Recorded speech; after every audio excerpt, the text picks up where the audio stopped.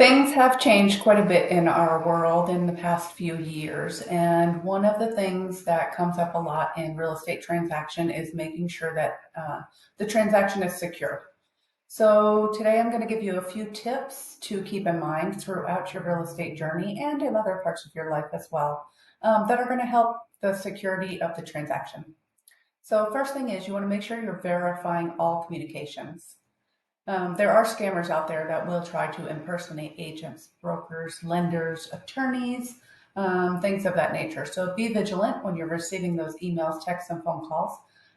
Review the email addresses closely because sometimes they will just change one character to make it look like it's coming from a place you think it should be, and it's not.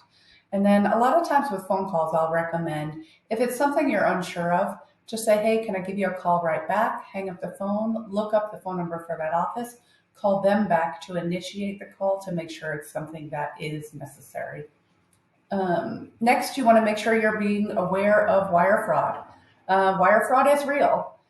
It is happening in our area. It has happened to some people that I know.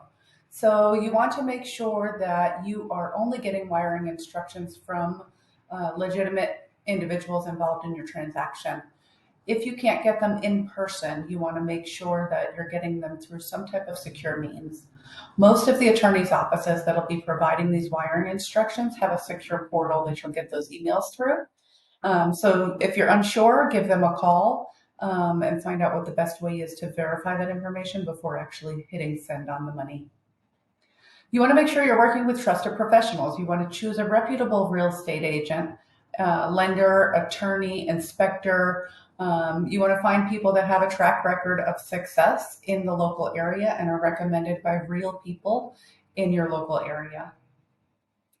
Read and understand your documents.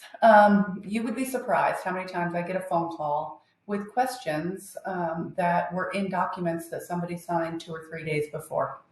People do not read things. So before you sign anything, carefully read the documents, make sure you understand them. If something seems unclear, ask a question. There is no dumb question. We are here to answer them all for you. You want to make sure you're protecting your personal information. So shred sensitive documents. Be cautious about who you're giving information to. A lot of times this comes up towards the end of the transaction when the attorney is asking for social security numbers because they do have to share information with the IRS. If they're not sending you that request through a secure portal, a lot of times I will recommend it's safer to call them and give it to them by phone than to send it through an unsecure email. Regularly check property listings. This is important. If your house is for sale, periodically you just want to Google your address. You would be surprised how many times scammers will take photos that are available online when your house is for sale and put those into a rental portal with a link for people to send a security deposit. And they are just trying to collect money off of your property. So just Google your property every so often. If you see a listing for it as a rental, give me a call, let me know. Sometimes I can do things about it, sometimes we can't, but being aware is important. You want to make sure you attend any inspections on your property so that you can actually see the condition firsthand and ask any questions while the inspectors are readily available.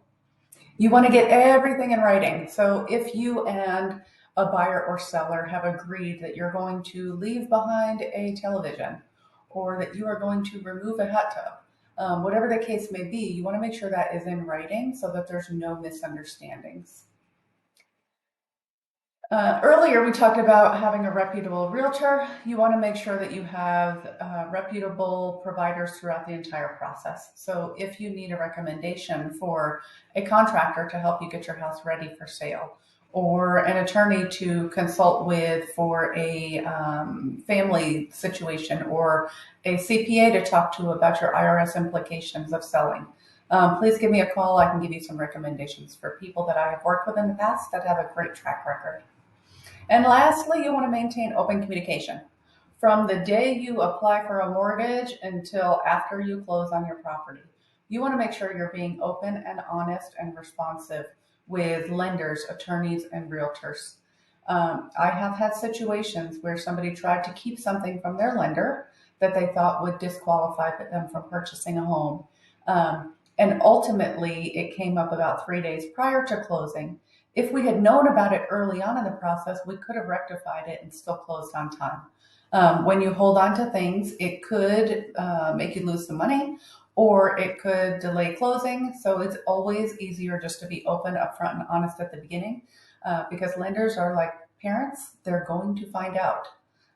So if you follow these fundamental guidelines, your real estate journey should be safe and successful and secure. If you have any questions at all, please feel free to reach out. I'm here to answer anything I can for you or to point you in the right direction. Have a wonderful day.